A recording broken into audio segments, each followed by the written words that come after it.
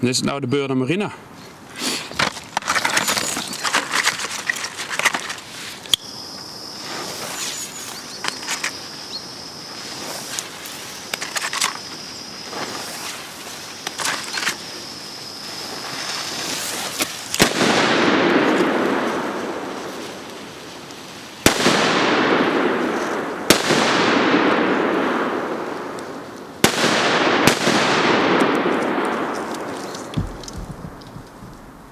Een lekkere doffe dreunen, een mooie lange vertraging.